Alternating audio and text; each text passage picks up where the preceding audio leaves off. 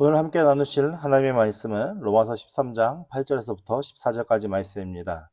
신약성경 257페이지에 있는 로마서 13장 8절에서부터 14절까지의 말씀을 다 함께 봉독하시겠습니다.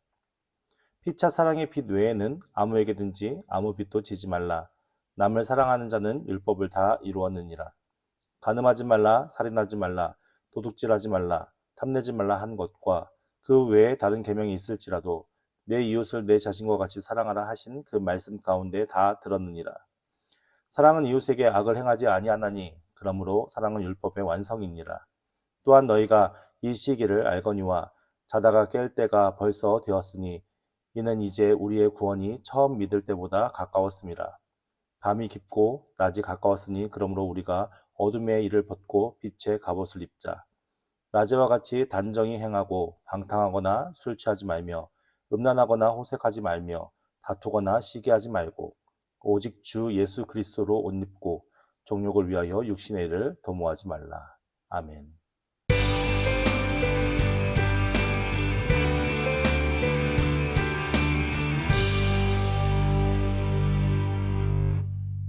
저희는 이제 지난주에 로마서 13장 1절에서 7절 말씀을 통하여서 무엇을 살펴보았냐면 하나님께서 위로 주신 권세에 대해서 복종하라라는 말씀을 허락하셨습니다. 13장 1절 말씀에 각 사람은 위에 있는 권세들에게 복종하라. 권세는 하나님으로부터 나지 않음이 없나니 모든 권세는 다 하나님께서 정하신 바라. 그러니까는 우리의 통치자들, 위에 있는 권세자들의 모든 권세가 누구로부터 주어진 것이라고요? 하나님으로부터. 그렇기 때문에 우리는 그 사람들의 말에 복종해야 할 의무와 책임이 있다 라고 말씀하고 있습니다. 그러면서 또 조세에 관련된 것도 7절 말씀에 모든 자에게 줄 것을 주되 조세를 받을 자에게 조세를 바치고 관세를 받을 자에게 관세를 바치고 두려워할 자를 두려워하며 존경할 자를 존경하라. 그러니까 조세나 관세를 걷는 사람들도 다 하나님의 선하신 뜻 가운데 국가와 사회의 존립을 위해 행하는 거니까 그것에 적극 동참하라 라는 말씀을 통하여서 우리가 어떤 사회를 바라보는, 우리가 세상을 바라보는 가치관이 어디에 있어야 하는지를 알려주는 말씀이었습니다. 결국 우리가 세상을 바라보는 가치관은 내가 가진 판단으로 옳고 그름을 따지는 것이 아니라 모든 것 위에 역사하시는 누구를 보라는 거예요? 여호와 하나님을.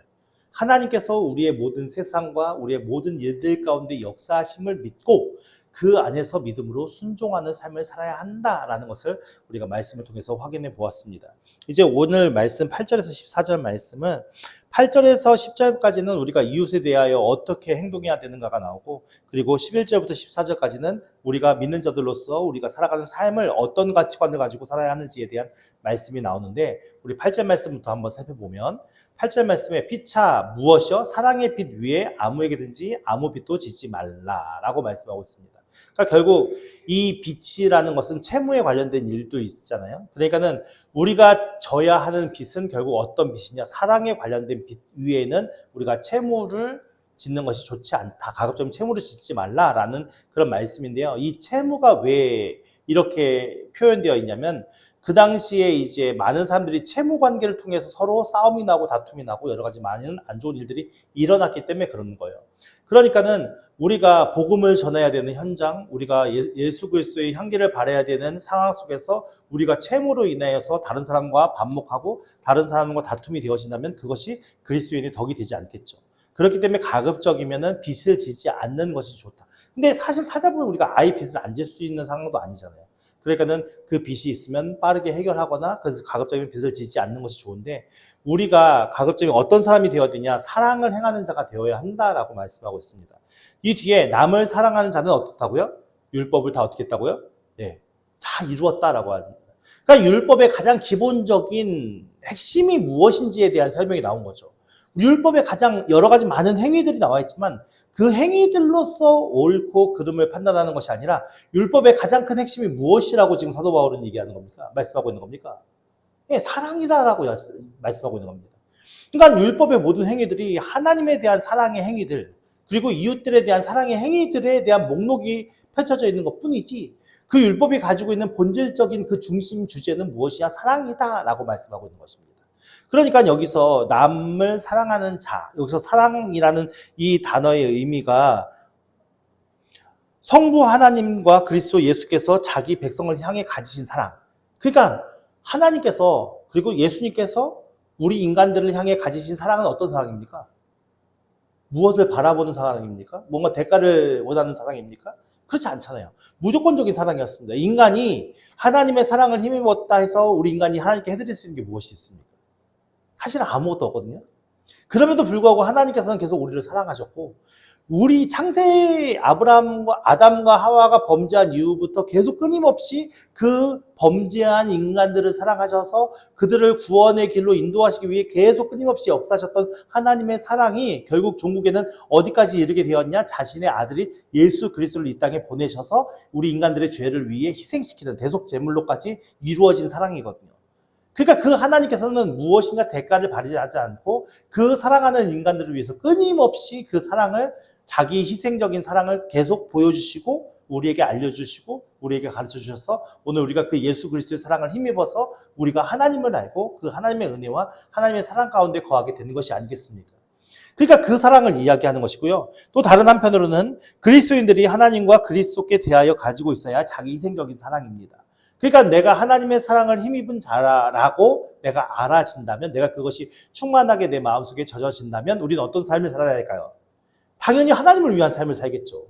그리스도께서 기뻐하시는 삶을 살겠죠. 근데 그 그리스도께서 기뻐하시는 삶이 하나님이 무엇인가 필요해서 우리에게 무엇을 요구하는 사랑이 아니잖아요. 그럼 결국 종국에는 우리의 그 하나님에 대한 사랑을 누구에게 쏟아야 되는 것입니까? 우리 주변의 이웃들에게 쏟아야 되는 것이죠. 그러니까 내가 하나님 사랑을 입은 자라면 그 하나님 사랑을 입은 것을 통하여 하나님을 사랑하는 것을 알아야 되는데, 그 하나님을 사랑하는 방법이 결국 하나님 사랑하는 것이 결국 이웃들에게 그 사랑을 증거하는 사랑이기 때문에 그 이웃들에게 베푸는 사랑이 결국 어떤 사랑이겠어요? 야, 내가 너 하나 사랑해 주니까 너 나 하나 사랑해 줘? 이런 사랑입니까? 아니잖아요. 하나님께서 우리에게 사랑하신 그대로 우리가 대가를 바라지 않고 이웃을 사랑하는 그 사랑을, 자기 희생적인 그 사랑을 원하는 그 사랑을 말하는 거잖아요. 그리고 또 다른 것은 무엇이냐면 예수를 믿는 사람들끼리, 서로 신자들끼리 서로 섬겨주고 서로 위해주는 걸 얘기하는 거예요. 당연하겠죠. 우리가 그리스도의 사랑으로 서로 교제하고 그리스도의 사랑을 서로 나누는 존재들이니까 내가 서로에게 무엇인가 바라는 마음이 아니라 서로를 사랑하는 예수 그리스도의 그 사랑을 함께 나누는 공동체가 교회이잖아요. 그러니까 오늘 우리 교회 안에서는 무엇이 이루어져야 돼요? 사랑이 이루어져요. 어떤 사랑이요? 조건 없는 예수 그리스도와 하나님의 그 사랑이요. 그리고 마지막으로는 뭐냐면 하나님과 예수님을 모르는 다른 세상 사람들에게 우리가 그 하나님의 사랑을 보여주기 위한 자기 희생적인 사랑이 필요해요. 그러니까 결국은 공통적으로 들어가는 단어가 무엇입니까? 자기 희생적인 사랑이에요. 그러니까 예수님의 사랑, 이 안에는, 그 사랑 안에는 자기 희생적인 사랑이 들어가야 그 사랑이 흘러 들어가서 저들에게 무엇을 알려주는 거예요? 하나님 사랑이 알려지는 거예요. 예수님께서 마태복음 7장 12절 말씀에 뭐라고 말씀하셨습니까? 이것이 기독교의 황금률이라고 얘기하거든요. 마태복음 7장 12절 말씀이 뭐라고 말씀하냐면, 그러므로 무엇이든지 남에게 대접받고자 하는 대로 너희도 남을 대접하라. 이것이 율법이요 선지자니라. 이 말씀이 기독교의 황금률이에요. 가장 중요한 핵심이라는 거죠. 가장 핵심. 근데 어떻게 사랑하래요? 대접받고자 하는 대로. 내가 누군가에게 어떤 대접을 받고 싶은지 생각해서 그 대접받고 싶은 대로 그를 대접해 주라 이거예요. 이게 예수님께서 말씀하신 그 사랑의 방법이거든요. 그러니까는 우리가 삶을 살아갈 때 나는 왜 이런 대접 못 받아? 나는 왜 이렇게 무시당해? 내가 왜 이렇게 이런 사람이야? 라고 그것이 중요한 게 아니라 내가 하나님 사랑으로 충만히 채워진 존재라는 것이 깨달아진다면 어떤 삶이 돼야 돼요? 내가 다른 사람에게 존경받고 싶은, 인정받고 싶은 그대로 내가 남을 어떻게 해줘야 돼요? 존경해주고 인정해주는 것이 하나님 사랑의 실천의 모습이다라고 말씀을 통해서 우리는 깨달아 알 수 있는 것이죠. 그래서 율법을 이루는 것이 무엇이냐면 율법은 하나님께서 우리에게 주신 어떤 말씀으로서 그 말씀을 통하여서 우리의 죄악됨을 덜어내고 하나님의 거룩함을 입는 게 율법이잖아요. 근데 그 죄악됨을 덜어내고 하나님의 율법을 입는 것의 가장 큰 핵심은 무엇이라고요? 사랑이라고요. 사랑이 없이 행하는 모든 것들은 하나님이 인정해 준다는 거예요? 인정하지 않는다는 거예요? 하나도 인정하지 않는다는 거예요. 결국 이스라엘 백성들이 이 사랑 안에 거하지 못했기 때문에 율법을 완성하지 못했고 율법을 완성하지 못했기 때문에 결국 어떤 자리에 서게 되냐면 하나님의 참된 구원의 은혜에 거하지 못하고 그 율법을 통해서 자신의 죄악된 죄악만 확인하는 것밖에 되지 않았어요. 그러니까 사람이 얼마나 이기적이고 얼마나 자기중심적인지를 우리는 세상 속에서 금방 확인할 수 있잖아요. 근데 하나님은 그 세상이 가르치는 가치관과 반대되는 개념으로 너가 정말 하나님 사랑을 알아? 너희들이 진짜 하나님께서 너희들에게 베푸신 은혜와 사랑을 알아? 그러면 조건 따지지 말고 사랑해. 조건 따지지 말고 네가 받은 그 사랑대로 너도 사랑하면서 섬기면서 살아. 이게 기독교적 가치관의 이웃 섬김에 대한 가장 기준이 되는 것입니다. 그러면서 9절 말씀에 간음하지 말라, 살인하지 말라, 도적질하지 말라, 탐내지 말라. 이것이 어디에 나오는 말씀입니까? 십계명에 나오는 말씀이잖아요. 십계명에. 그러니까 십계명에 간음하지 말라, 살인하지 말라, 간음하지 말라, 도적질하지 말라, 그죠? 탐내지 말라가 몇 계명이에요? 10계명. 그리고 이런 계명들이 다 있을지라도 내 이웃을 내 자신과 같이 사랑하라가 몇 계명이에요? 2계명이잖아요. 예. 그러니까는 모든 이웃의 관계, 살인하지 않는 거요, 간음하지 않는 거요, 도둑질하지 않는 거요, 탐내지 않는 거요. 이 모든 것을 지키는 핵심이 무엇이냐? 이웃을 사랑하기 때문에 그런 거죠. 그러니까 이웃을 사랑한다면 간음하겠어요? 이웃을 사랑한다면 살인하겠어요? 이웃을 사랑한다면 도둑질하겠어요? 그 이웃을 사랑한다면 그 이웃이 가진 것을 탐내겠어요? 아니잖아요. 그러니까 결국 우리가 왜 이런 죄악 속에 빠질 수밖에 없냐? 그러면 결국 우리가 가진 욕망으로 인해서 비롯되는 거잖아요. 내가 아무런 조건 없이 하나님이 나를 사랑하신 그 사랑을 깨달아 알아신다면 이 세상에 존재하는 모든 인간들도 하나님이 나를 사랑하신 것처럼 하나님께서 사랑하신 존재들이잖아요. 그 사랑을 힘을 입은 자들이 하나님이 사랑하신 자들을 당연히 사랑해야 되는 게 맞는 것이고 그 사랑으로 그들을 보살피는 게 당연히 맞는 것이잖아요. 그러니까 그런 가치관으로 살지 않으면 우리가 그냥 맹목적으로 도덕적으로 윤리적으로 아무런 의식 없이 그냥 살인하지 않는 것, 간음하지 않는 것, 도적질하지 않는 그 행위를 지키는 것이 중요한 것이 아니라 결국은 무엇을 갖는 게 중요한 거예요? 내 이웃을 내 자신과 같이 사랑하라. 그 사랑이 내 마음 속에 채워져서 살인하지 않는 것, 간음하지 않는 것, 도둑질하지 않는 것, 그 이웃에게 피해를 주지 않는 것, 그것이 기독교적인 이웃사랑의 실천 모습이다라고 지금 사도 바울은 말씀을 하고 있는 것입니다. 10절 말씀에 사랑은 이웃에게 무엇을 행하지 않아요? 악을 행하지 않아요. 그러니까 어떤 해코지도 하지 않고 그 이웃에게 피해가는 행위를 하지 않는다라고 얘기합니다. 왜냐하면 사랑하기 때문에. 여러분들 사랑하는 자식에게 해코지하는 부모가 있습니까? 아니잖아요. 사랑하지 않으니까 해코지라는 거죠. 사랑하지 않으니까 그들을 힘들게 하고 어렵게 하는 거잖아요. 사실 우리가 사랑한다면은 어떻게 하죠? 그들이 편안한 삶을 살 수 있게끔 도와주는 게 중요한 거겠죠. 그러므로 이렇게 이웃을 사랑하고 그렇게 하나님 사랑을 실천하는 것이 결국은 무엇을 이루는 것이냐? 율법을 완성하는 것이다 라고 다시 한번 설명하고 있는 것입니다. 그렇기 때문에 우리 예수 믿는 사람들은 사랑합니까? 사랑해야 됩니까? 사랑하지 말아야 됩니까? 사랑해야 돼요. 어떤 사랑을 해야 돼요? 조건을 따지지 않는 자기 희생적인 사랑을 해야 되는 거예요. 이게 쉽습니까? 어렵습니까? 어렵죠. 근데요, 우리가 받은 것을 생각한다면 할 수 있을까 없을까요? 네, 어떤 걸 내줘서 구원을 받을 수 있겠습니까? 억만금을 내어준다 한들 구원을 받을 수 있습니까? 없습니다. 내가 가진 전 재산을 다 털어, 내가 가진 모든 걸 다 털어내어도 우리는 구원받을 수 있는 존재입니까? 아니요, 그럴 수 없는 존재입니다. 그럼에도 불구하고 하나님께서 우리 가운데 찾아와 주셔서 우리에게 무엇을 주셨어요? 네, 참된 구원을 주셨잖아요. 그것이 우리에게 믿어진다면은 우리는 누구를 만나서 무엇을 따지고 무엇을 바라며 살아가겠습니까? 이미 우리에게 주어진 구원이 어떤 것으로 대체할 수 없는 완벽한 하나님의 사랑의 표징인데 그럼에도 불구하고 우리는 이 세상에서 어떤 가치관을 가지고 살아가고 있어요?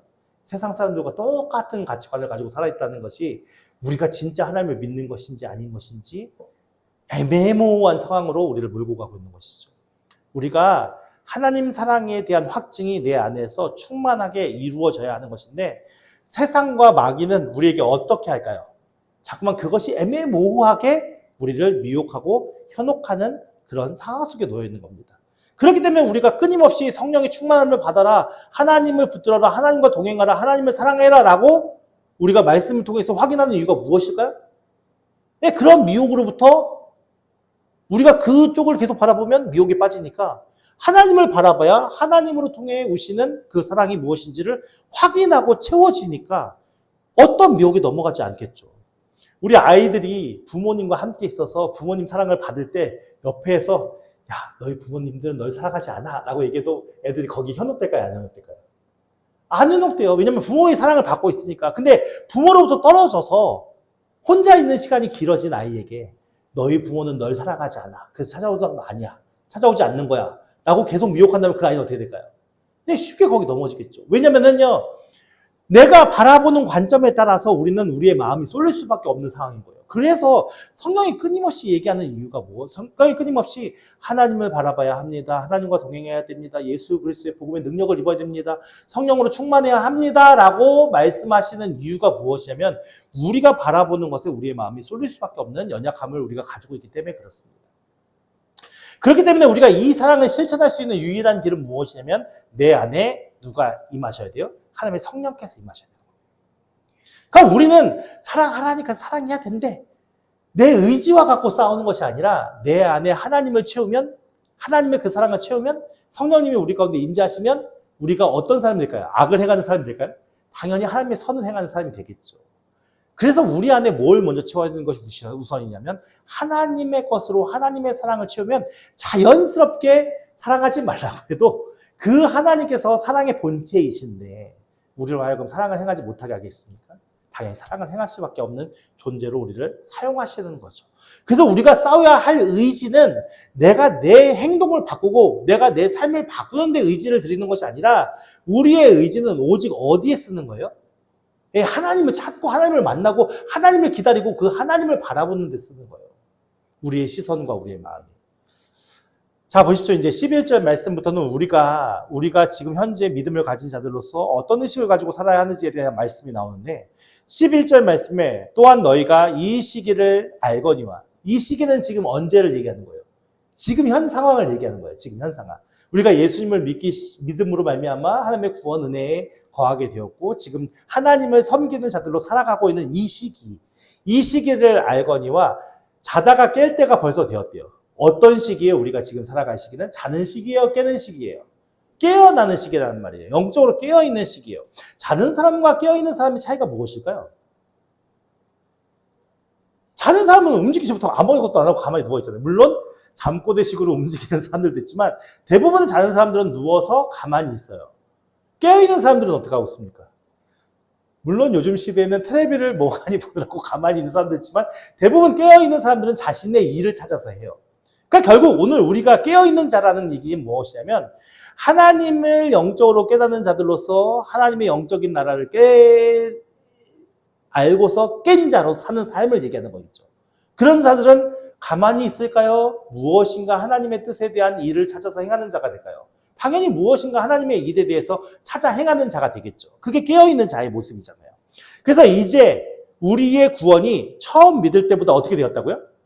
네, 처음 믿을 때보다 지금 현재가 하나님 나라에 우리가 임하는 것이 더 가까워진 거예요, 멀어진 거예요? 가까워진 거죠. 그러니까는 우리가 하나님 나라에 들어가는 것이 종말론적으로는 예수 그리스도께서 이 세상에 재림하셨을 그때 이루어진 일이지만 우리가 살아가는 삶의 여정이 끝이 있잖아요. 우리가 영원히 사는 게 아니잖아요. 유한한 삶을 살거든요. 하나님께서 우리에게 허락하신 그 순간의 삶을 산단 말이죠. 하나님의 어떤 그 연도에 따져볼 때는 우리가 살아가는 삶은 아주 조그만 경점만도 못한 삶이 우리 인간의 삶이잖아요. 그러니까 우리가 그렇게 어떻게 보면 하나님의 전체적인 플랜 안에서 우리가 아주 작은 순간의 삶을 살아가고 있는 우리가 우리의 삶이 끝나는 그 순간까지가 우리가 살아가는 삶이고 우리의 숨이 끝나는 그 순간에 우리는 어디로 가는 거예요? 하나님 나라에 임하게 되는 거잖아요. 그렇기 때문에 우리가 예수님을 믿었던 그 순간보다 지금이 어디에 더 가까워지는 거예요? 구원의 완성에 가까워지는 거죠. 그러니까 우리가 지금 어떤 마음으로 살아야 되냐? 내가 지금 오늘 우리의 삶이 끝날지 내일 우리의 삶이 끝날지 아니면 1년 후일지 5년 후일지 모르는 그런 상황 속에서 내 종말이 내 구원의 완성이 언제 이루어질지 모르는 상황 속에서 오늘을 살아가는 우리가 잠자는 자처럼 살아간다면 그것이 정말 하나님을 위한 일이고 우리가 영적으로 깨어난 자의 삶일까요? 그렇지 않다라는 거죠. 그래서 우리가 가져야 할 마음은 무엇이냐? 경각심을 갖고 사는 거잖아요. 내가 언제 이 세상의 삶을 마무리하고 하나님 앞에 거기 서는 날이 언제일지는 정확하게 알 수는 없지만 결국 우리가 지금 현재의 삶을 어떻게 살아야 한다는 거예요? 하나님의 은혜 안에서 깨어난 자의 삶을 살아야 한다라고 말씀하고 있는 것입니다. 그러면서 12절 말씀에 밤이 깊었고 낮이 가까웠으니 가장 칠흑같이 어두운 순간이 새벽 동틀 전이잖아요. 그러니까 그렇게 가장 밤이 깊었고 이제 낮이 해가 떠오르기 시작하는 그 낮이 가까웠으니 이제는 우리가 어떻게 한다고요? 어둠의 일을 벗고 빛의 갑옷을 입자라고 선언하고 있는 겁니다. 근데 여기서 갑옷이라는 게 로마 시대에는 되게 중요한 뭐랄까요? 존경과 존중의 대상이 돼요. 그러니까는 이 빛의 갑옷이라는 의미는 우리가 이렇게 빛이 막 발하는 그런 걸 의미할 수도 있는데 빛의 갑옷은 뭐냐면 사람들이 딱 봤었을 때 아주 번쩍번쩍이는 갑옷을 얘기하는 거예요. 근데 그렇게 번쩍번쩍이는 갑옷을 누가 입었을까요? 네, 대장군이 입은 거예요. 대장군이. 가장 유능한 대장군이. 그러니까 그 전쟁에 어떤 전쟁을 하게 될 때에 가장 전쟁을 잘 치룰 수 있는 능력 있는 그 대장군이 입는 갑옷이 빛의 갑옷처럼 보이는 거예요. 그러니까 그 빛의 갑옷을 입은 사람은 일반 백성들이 봤었을 때 어떤 모습으로 쳐다볼까요?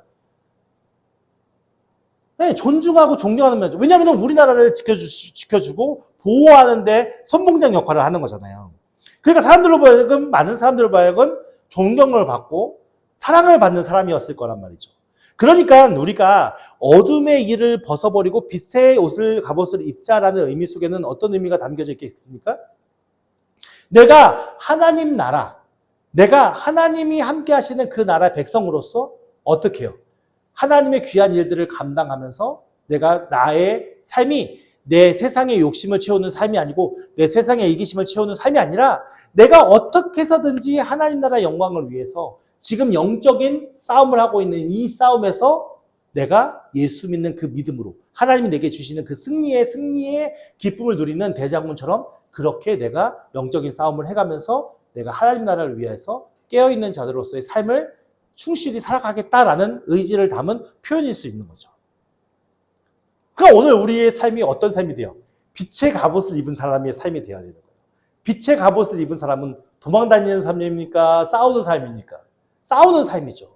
싸워서 승리하는 삶입니다. 내가 승리하는 겁니까? 예수께서 우리로 하여금 승리하게 하시는 것입니까? 그리스도께서 우리로 하여금 승리하시게 하시는 겁니다. 그러니까 빛의 갑옷을 입었다는 것은 갑옷은 나를 보호하는 거잖아요. 그러니까 결국 나를 보호하는 것은 누가 하는 일이에요? 하나님께서. 그러니까 내가 그리스도와 함께 그 그리스도의 빛으로 내가 갑옷을 입지 않는다면 내가 당연히 세상에 나가 싸울 수 없는 것이고 내가 갑옷을 입지 않고 맨으로 나가 싸우면 나는 실수하고 패할 수밖에 없는 것이고 결국 내가 그리스도의 갑옷을 입어서 그 예수 그리스도께서 나와 함께 하심을 통하여 우리가 이 세상에서의 모든 영적인 전쟁을 승리로 이끌 수 있는 능력 있는 대장군의 삶을 살 수 있는 것이겠죠. 결국 우리로 하여금 이제 하나님의 때가 점점 가까워지고 하나님 나라가 우리 가운데 임하고 있으니 우리가 어떤 믿음 안에 거해야 한다고요? 예수 그리스도와 함께 빛의 갑옷을 입고 나의 주변에 나를 유혹하고 나를 미혹하는 모든 것들을 싸워 이길 수 있는 그런 자세와 마음으로 오늘 우리의 삶을 살아가야 한다라는 것을 말씀하고 있는 것입니다. 그래서 13절 말씀에 낮에와 같이 단정히 행하고 방탕하거나 술 취하지 말며 음란하거나 호색하며 다투거나 시기하지 말고 낮에 이러한 행동을 하는 사람이 많을까요? 많지 않잖아요. 우리 주변에 와도. 낮에는 왜 이런 행동을 안 하죠? 네, 이런 행동이 옳지 않다라는 걸 아니까. 근데 밤에 이런 행동을 많이 하는 이유가 뭘까요? 사람들이 잘 못 본다고 생각하니까요. 그러니까 대부분의 범죄는 밤에 이루어지잖아요. 왜? 다른 사람이 보면 안 되니까. 근데 우리는 어떤 마음을 가지고 살아야 하는데요? 밤에 다른 사람들의 눈을 속여가면서 내가 이러한 나쁜 행동을 하는 게 중요한 것이 아니라 언제나 어느 상황과 어느 환경에서도 나를 바라보시는 하나님. 그래서 우리는 밤이 있어야 돼요? 밤이 없어야 돼요? 예, 잠자는 밤은 있어야지만 우리가 살아가는 의식 속에 밤은 없어요. 왜냐하면 날마다 우리와 하나님이 함께 하시니까. 사람의 눈은 속일 수 있고 사람의 눈은 피할 수 있지만 하나님의 눈은 절대 피할 수가 없고 하나님의 시선은 절대 우리로 하여금 떨칠 수 없기 때문에 그렇습니다. 근데 여기서 보십시오. 단정히 행하는 것이 무엇이냐면 방탕하지 않는 거래요. 그러니까 성실하게 자기 삶을 사는 것이죠. 술 취하지 말래요. 그러니까 이 당시에 술의 신을 섬기는 사람들도 있었대요. 그러니까 술의 신을 섬기는 사람들은 어떻게 할까요? 날마다 술을 마시는 거죠. 그러니까 여기서 술을 취하지 말며라는 뜻은 술을 전혀 마시면 안 된다라는 말이 아니라 우리가 성찬식에 술 마셔야 안 마셔요? 포도주를 마셔야 돼요. 그러니까 술을 전혀 마시지 말라는 의미가 아니라 술 취해가지고 다른 사람한테 해코지라거나 내 자신을 통제할 수 없을 만큼 그렇게 그런 상황에 처하게 하지 말라라는 의미거든요. 이거는 약간 다른 이야기인데요. 성찬식이 원래는 초대교회 때는 자신의 집에서 포도주와 떡을 가져다가 같이 성찬을 했어요. 근데 이게 어떻게 좀 이렇게 변질돼 버렸냐면 부자들은 어떻게 하겠어요? 부자니까 많이 가져올 수 있잖아요. 근데 부자가 많이 가져왔을 때 가난한 자들 껴줬을까요? 안 껴줬을까요? 안 껴준 거예요. 그러니까 부자들끼리 막 성찬식 포도주를 막 마시니까 취했을까요? 안 취했을까요? 취하고서 막 추태를 부리고 난리가 난 거예요. 그리고서 부자들이 싹 빠져나가면 그 다음에 그 남은 걸 가지고 가난한 자들이 성찬식을 했던 거죠. 그러니까 그게 초대교회의 문제가 되어져서 결국 어떻게 됐냐. 이거 모두 멈춰. 그리고 똑같이 나누고 똑같이 먹는 것을 바꾼 거예요. 그래서 오늘날 성찬의 형식은 어떻습니까? 아주 간단하게 우리가 바뀌어졌지만 사실은 원래 처음에 성찬식은 그렇게 뭐 포도주 한 잔, 떡 한 덩어리 이렇게 했던 것은 아니고 그러니까 성찬식이 참 만찬의 개념으로 그렇게 즐겼던 거예요. 근데 그것이 결국 술 취함의 그 과정이 덕이 안 되니까 그것으로 인해 상처받는 사람이 생기고 그것으로 인해 여러 가지 많은 신앙적인 오해의 일들이 생기니까 그것이 멈춰졌거든요. 그런 의미로 이해하면 좋겠어요. 그러니까 술 취하지 말라는 것이 우리가 우리 삶을 통제하지 못하고 다른 사람에게 해코지 하는 그런 일들. 그러니까는 그 당시에 술의 신에 섬겼던 자들은 어떤 삶이냐면은 항상 술 취해 있었고 그 술 취함으로 인하여 여러 가지 사회 문제들을 일으켰던 그런 것이거든요. 음란하거나 호색하거나 다투거나 시기하는 그 모든 것들이 단정하지 못한 행위였다. 하나님께서 우리 인간들에게 원하는 단정하지 못한 행위이기 때문에 이런 것들은 하지 않는 게 바람직하다라고 윤리적인 어떤 행위에 대한 지침에 대해서 지금 사도 바울이 말씀으로 교육하고 있는 내용인 것입니다. 14절 말씀에 오직 무엇을 입어야 한대요? 예, 예수 그리스도의 옷이래요. 예수 그리스도의 옷 입고 계십니까? 예수 그리스도의 옷이 무엇입니까? 예수 그리스도의 옷. 결국은 복음이겠죠. 우리가 가장 핵심적인 것. 예수 그리스도를 통해 우리가 받는 건 복음이잖아요. 예수 그리스도의 삶을 들여다보면 집도 없었고요. 돈도 없었고요. 아무것도 가진 것이 없었고 그렇기 때문에 자신이 그럼에도 불구하고 자신이 그것을 취하려는 삶이 아니라 그 상황 속에서도 가지신 능력과 힘으로 소외된 자들, 연약한 자들, 아픈 자들을 도와주시며 살았다는 것이 예수님의 삶이에요. 그러니까 예수 그리스도의 옷을 입는다는 것은 그분의 삶을 본받고 그분이 그렇게 인간으로서 어떻게 하나님의 뜻을 이루며 사셨는지를 우리가 바라보면서 우리가 그렇다고 가난하게 살라는 것도 아니고 그렇다게 없게 살라는 것이 아니라 하나님이 우리에게 허락하신 은혜를 따라서 우리가 가진 재물을 가지고 우리 가족들을 잘 건사하고 그리고 남는 것으로 우리가 그 부를 축적하는 것이 중요한 것이 아니라 결국 어디요? 우리 주변에 하나님의 그 사람들에게 그 사랑을 전해주고 나눠주는 것이 중요하다. 그것이 그리스도의 옷을 입는 거거든요. 그래서 그리스도의 옷을 입고 우리의 뭐를요? 정욕을 위하여 육신의 일을 도모하래요? 도모하지 말래요? 도모하지 말래요. 어려운 내용이죠. 육신의 일을 도모하지 말래요. 육신의 일은 무엇입니까? 썩어질 것을 위해 사는 삶이에요. 그러니까 결국 우리의 삶은 썩어질 세상의 것을 위한 삶이 되어져서 안 되고 어디요? 하나님 앞에 섰을 때 그 하나님 나라에 섰었을 그때에 어떤 마음과 어떤 삶으로 서게 되는지를 곰곰이 우리가 묵상해보고 생각한다면 우리가 오늘 입어야 할 옷이 무엇인지를 바로 알 수 있는 것이죠. 그래서 우리는 예수로 사는 삶이 되어야 되는 겁니다. 예수로 사는 삶의 가장 기본은 사랑이에요. 어떤 사랑? 하나님의 사랑으로 자신의 모든 걸 내어주어 순종하였던 그 사랑. 그 순종의 사랑으로 모든 인간들을 구원하기 위한, 모든 인생들을 구원하기 위한 자기 희생적인 그 사랑. 끊임없이 내어주었던, 아낌없이 바라는 것이 없이 자신의 모든 것을 내어주었던 그 사랑을 힘입는 것이 오늘 우리가 해야 할 윤리적, 도덕적 책임 아래서 행해야 할 그리스도인들의 모습이다라고 사도 바울이 지금 말씀하며 권면하고 있는 것입니다. 여러분, 오늘 우리가 놓치고 있는 것은 무엇입니까? 우리가 단순히 윤리적, 도덕적으로 깨끗하게 산다? 이것으로 끝입니까? 아니요. 성경이 말씀하고 성경이 가르치는 것은 그렇지 않습니다. 사랑해야 됩니다. 누구를요? 원수까지도. 이 세상에서 구원받아서는 안 되는 존재는 없는 것이고요. 아무리 흉악한 죄인이라도 하나님의 은혜 안에서 회복되어질 수 있고 하나님의 사랑 안에서 그들의 삶이 변화될 수 있는 것입니다. 나 같은 자도 하나님께 사랑하셔서 이렇게 귀한 은혜 가운데 거하게 하셨는데 세상에 어떤 누구를 하나님께서 포기하시겠습니까?